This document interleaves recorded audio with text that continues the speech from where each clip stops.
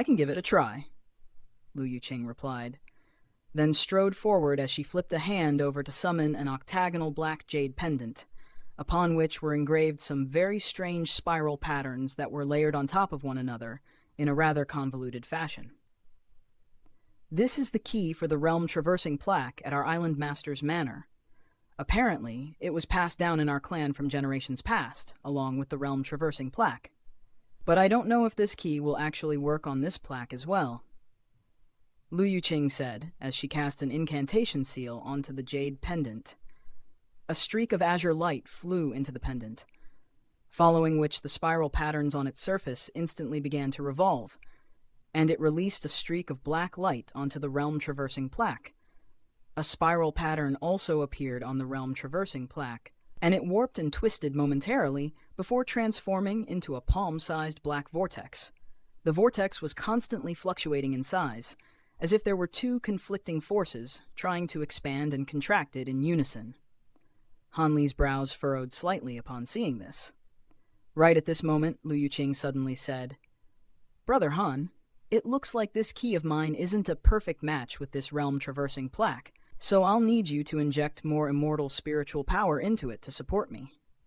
Han Li immediately laid a hand upon Lu Yuqing's jade pendant upon hearing this, and his immense immortal spiritual power surged out of his body before injecting itself into the jade pendant. The pillar of black light shooting out of the jade pendant instantly became thicker, causing layers upon layers of rippling black light to emerge over the entire plaque. At the same time, the palm-sized vortex at the center of the plaque seemed to have overcome the mysterious force that was trying to suppress it, and it was steadily expanding. An elated look appeared in both Lu Yuqing and Han Li's eyes upon seeing this. The black vortex on the realm-traversing plaque began to revolve faster and faster, and a burst of tremendous suction force erupted out of it, instantly pulling in Han Li and Lu Yuqing.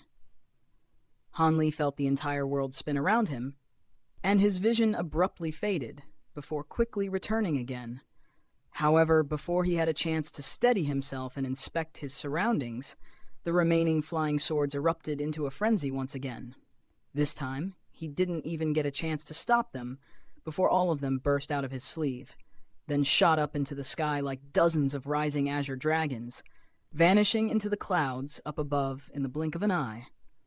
A wry smile appeared on Han Li's face as he took a glance down at his own empty sleeve, then swept his gaze over his surroundings. Directly in front of him stood an enormous mountain that reached all the way up into the clouds. The mountain was covered in dense vegetation, and it was thriving with vitality, in stark contrast with the environment from before. Everything here was completely different from the earlier setting, to the point that Han Li was even beginning to suspect that he had fallen into an illusion.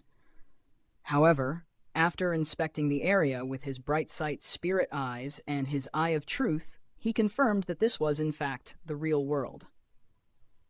Right as he was looking around with a perplexed expression, Lu Yuqing stumbled out of the space beside him. She was also quite befuddled by what she was seeing, and she couldn't help but ask, "Have already entered the realm-traversing plaque, Brother Han?" "I presume so. This place is a little strange. Right now, all of my bonded flying swords have flown onto that mountain." Han Li replied as he pointed at the mountain summit up ahead. Han Li was feeling a little agitated from having his spiritual connection with his azure bamboo cloud swarm sword severed, but now that he had entered the realm-traversing plaque, the spiritual connection had been restored, and he was feeling a lot more reassured. Those ubiquitous pavilion cultivators shouldn't be able to come after us now. If your swords are on that mountain, then let's retrieve them and meet back up with our fellow Taoists from the True Flame sect as soon as possible," Lu Yuqing said. Han Li nodded in response, then swept a sleeve through the air, releasing a burst of azure light that enveloped both himself and Lu Yuqing before rising up into the sky. However, he had only risen to an altitude of no more than 1,000 feet when the sky above him suddenly took on a completely different complexion, and a burst of invisible pressure came crashing down without any warning. Immediately thereafter, the clouds up above descended a little, and a burst of incredibly formidable sword chi surged down from the heavens, Countless streaks of semi-transparent swordlight swooped down from above with unstoppable might, and Lu Yuqing's face instantly turned deathly pale upon seeing this. Hanli was hovering in midair, and specks of blue light emerged over his body as he threw a punch at the vast expanse of swordlight in the sky. A burst of invisible force erupted out of his fist, hurtling directly upward, and a resounding boom rang out as the entire sky trembled violently, while a string of audible cracks rang out as if the very space itself had been shattered. All of the streaks of swordlight were instantly slowed down in their descent, and countless streaks of swordlight were destroyed altogether, exploding into innumerable translucent shards that in all directions to create a huge opening. Hanli immediately flew toward the opening upon seeing this, but before he had a chance to reach it, the clouds up above descended even further, and a layer of shiny swordlight emerged to fill the hole that Hanli was trying to exploit. His brows furrowed slightly upon seeing this, as a thrust a palm upward and a burst of black light instantly shot out of his hand, then transformed into his heavy water true axis before hurtling directly upward. With the infusion of second-level heavy water, the heavy water true axis had become incredibly formidable, and the water Dao runes on its surface were radiating dazzling black light, making it resemble a black sun. At the same time, it was revolving rapidly like a giant black millstone, pulverizing all of the streaks of swordlight that were descending upon it. However, as more layers of swordlight were destroyed, the clouds, up above, descended further and further.